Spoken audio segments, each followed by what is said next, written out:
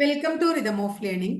10th പ്രിലിംസിന്റെ first സ്റ്റേജിലും cancel ചെയ്തിട്ടുള്ള സെക്കൻഡ് സ്റ്റേജിലും ചോദിച്ചിട്ടുള്ള പ്രധാനപ്പെട്ട ചില ചോദ്യങ്ങളുമായിട്ട് റിലേറ്റഡ് ആയിട്ടുള്ള ഹോട്ട് ടോപ്പിക്സുകളാണ് ഇന്നത്തെ ക്ലാസ്സിൽ നമ്മൾ പഠിക്കാനായിട്ട് പോകുന്നത്. അതിൽ ആദ്യത്തെ ടോപ്പിക്കായിട്ട് നമ്മൾ പറയുന്നത് ബോംബെ പ്ലാനെ കുറിച്ചാണ്. ബോംബെ പ്ലാനുമായിട്ട് റിലേറ്റഡ് ആയിട്ട് എന്ത് ചോദിച്ചിട്ടുണ്ടായിരുന്നു? ഒരു സ്റ്റേറ്റ്മെന്റ് ക്വസ്റ്റ്യൻ ചോദിച്ചിട്ടുണ്ടായിരുന്നു. നിങ്ങൾ കേട്ടിട്ടുണ്ടാവും അല്ലെ? അപ്പോൾ അതിലേക്ക് നമുക്ക് വരാം. അതിനു മുമ്പ് എന്താണ് ബോംബെ പ്ലാൻ, എന്തിനു വേണ്ടിയിട്ടാണ് അത് രൂപീകരിച്ചത് എന്നൊക്കെ പഠിക്കണം. 1944 ബോംബെ പ്ലാൻ എന്ന് പറയുന്ന പദ്ധതി രൂപീകരിക്കുന്നത്. ഇത് ഇന്ത്യയിലെ പ്രമുഖരായിട്ടുള്ള 8 വ്യവസായികൾ ചേർന്ന് രൂപീകരിച്ച പദ്ധതിയാണ്.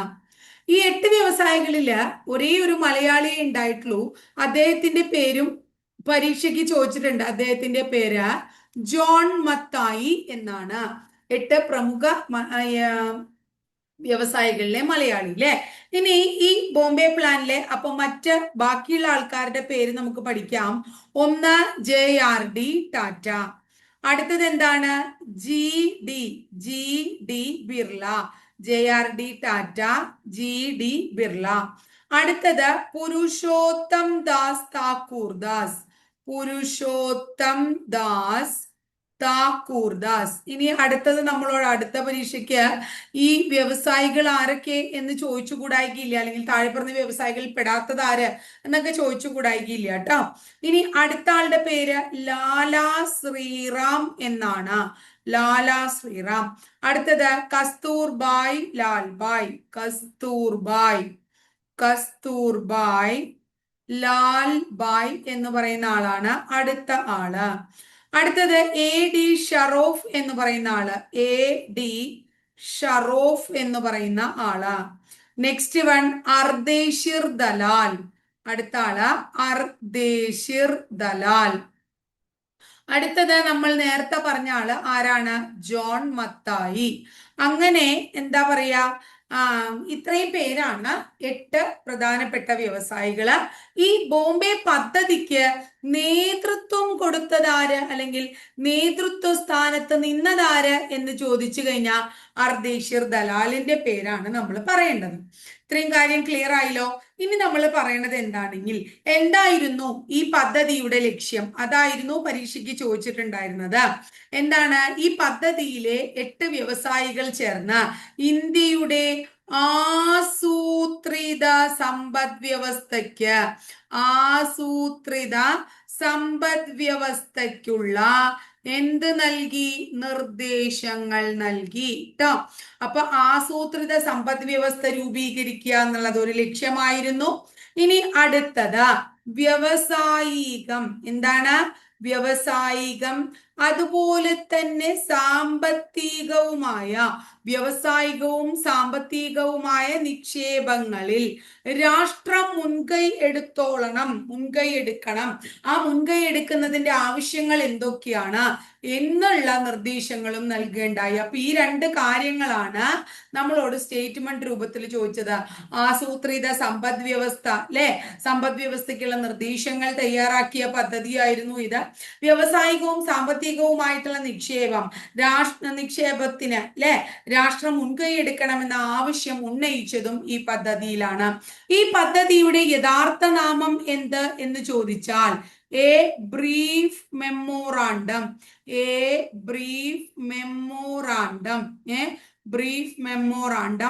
ഔട്ട്ലൈനിങ്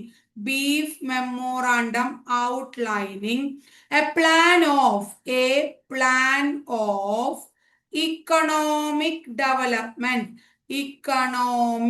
development of India എന്നതാണ് ഈ ബോംബെ പ്ലാനിന്റെ ശരിയായിട്ടുള്ള പേര്. ഈ ബോംബെ പ്ലാനിന് നേതൃത്വം കൊടുത്തത് ആരാണ്? അർദേഷിർ ദലാലാണ് കേട്ടോ. ഇനി അതുപോലെ തന്നെ 1944 British India government planning and development ഡിപ്പാർട്ട്മെന്റിന് രൂപം നൽകിയപ്പോ അതിന്റെ അധ്യക്ഷ സ്ഥാനത്ത് നിന്നതും ആര് തന്നെയായിരുന്നു? അധ്യക്ഷ പദവിയിലെ ബഷീർ ദലാൽ തന്നെയായിരുന്നു.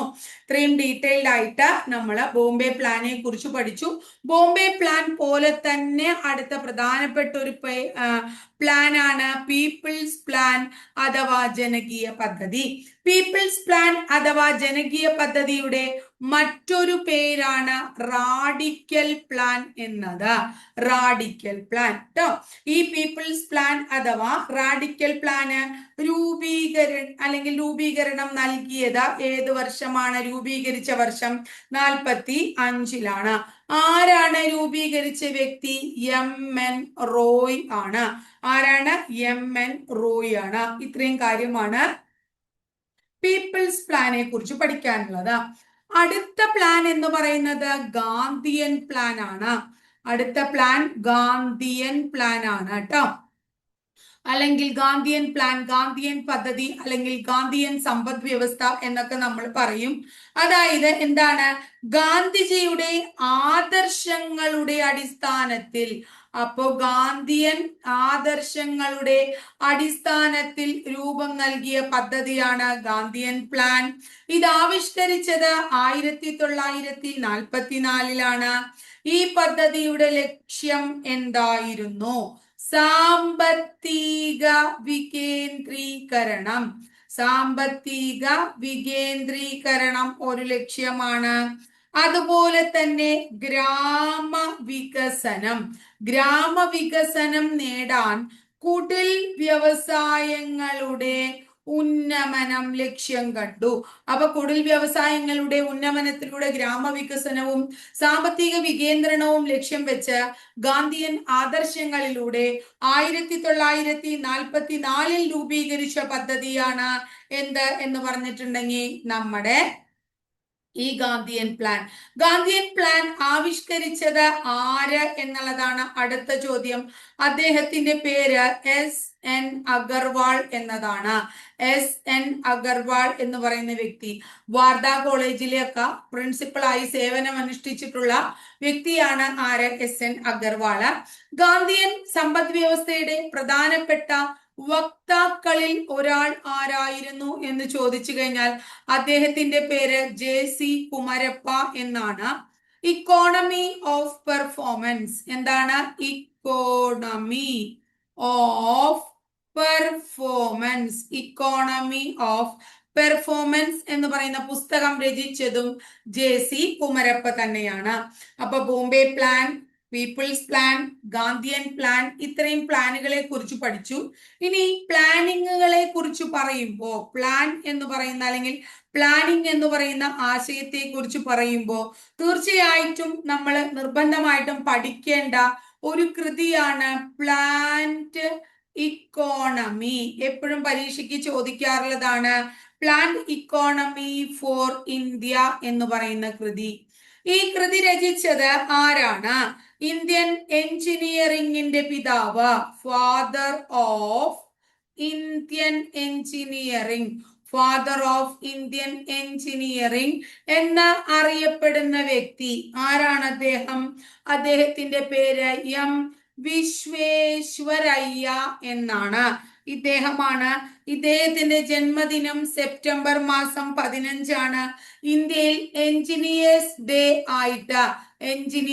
ഡേ ആയിട്ട് ആചരിക്കുന്നത് ഈ സെപ്റ്റംബർ 15 കേട്ടോ. ഇനി വിശ്വേശ്വരയ്യയുടെ പേരിൽ Visvesvaraya national institute of technology, Visvesvaraya national institute of technology ഉണ്ട്. അത് സ്ഥിതി ചെയ്യുന്നത് നാഗ്പൂർ ആണ്. എവിടെയാണ്? നാഗ്പൂർ ആണ്. ഈ വിശ്വേശ്വരയ്യെ നമ്മൾ പഠിച്ച പോലെ തന്നെ പരീക്ഷയ്ക്ക് ഫസ്റ്റ് സ്റ്റേജില് 10th പ്രിലിംസിന് ചോദിച്ച വളരെ ഇമ്പോർട്ടന്റ് ആയിട്ടുള്ള ഒരു വ്യക്തിയാണ് ഡോക്ടർ K.N. രാജ് എന്ന് പറയുന്ന ആള്. Doctor K.N. രാജ്. എന്താണ് ഇദ്ദേഹവുമായിട്ട് റിലേറ്റഡ് ആയിട്ട് നമ്മളോട് ചോദിച്ചത്? Centre for development studies. എന്താണ്? Centre for development studies. Centre for development സ്റ്റഡീസിന്റെ സ്ഥാപകൻ ആരാണ്? ഡോക്ടർ KN രാജാണ്. അടുത്തത് ഇദ്ദേഹത്തെ കുറിച്ചിട്ടുള്ള ഒരു പുസ്തകവും ചോദിച്ചു. Organisational issues in India, organisational issues in Indian agriculture എന്ന് പറയുന്ന കൃതി രചിച്ചതും ആരെന്നെയാണ്? KN രാജന്നെയാണ്. ഇന്ത്യയിലെ ജലസേചന പദ്ധതികളെ കുറിച്ച് നമുക്കറിയാം, 5 ഇയർ പ്ലാൻസിനെ കുറിച്ച് നമുക്കറിയാം. ആ 5 ഇയർ പ്ലാൻസില് കാർഷിക പദ്ധതി എന്നറിയപ്പെടുന്നത് ഫസ്റ്റ് 5 ഇയർ പ്ലാൻ ആണ് എന്നും അറിയാം അല്ലെ. കാർഷിക പദ്ധതി എന്നറിയപ്പെടുന്നത് ഏത് പദ്ധതിയാണ്? ഫസ്റ്റ് 5 ഇയർ പ്ലാനെയാണ്. ആ ഫസ്റ്റ് 5 ഇയർ പ്ലാനിന്റെ ആമുഖം എഴുതി തയ്യാറാക്കിയ വ്യക്തിയും ആരാണ്? Doctor KN രാജാണ്. അപ്പൊ KN രാജുമായിട്ട് റിലേറ്റഡ് ആയിട്ടുള്ള ചോദ്യങ്ങൾ കഴിഞ്ഞുല്ലോ. ഇനി ഒരു പ്ലാനും കൂടി നമുക്ക് പഠിച്ചിട്ട് നിർത്താം. ആ പ്ലാനിന്റെ പേര് സർവോദയ പ്ലാൻ എന്നാണ്, അഥവാ സർവോദയ പദ്ധതി. പലപ്പോഴും പരീക്ഷയ്ക്ക് ചോദിക്കാറുള്ളത് ഇതിന്റെ ഉപജ്ഞാതാവിനെ കുറിച്ച് മാത്രമാണ്. ജയപ്രകാശ് നാരായൺ ആണ് സർവോദയ പദ്ധതിയുടെ ഉപജ്ഞാതാവ്. നിലവിൽ വന്ന വർഷം 1950-ലാണ്. ഇനി എന്തിൽ നിന്നാണ് ഇദ്ദേഹത്തിന് സർവോദയ പ്ലാൻ രൂപീകരിക്കാനുള്ള പ്രചോദനം ഉണ്ടാകുന്നത്? ആചാര്യ വിനോബ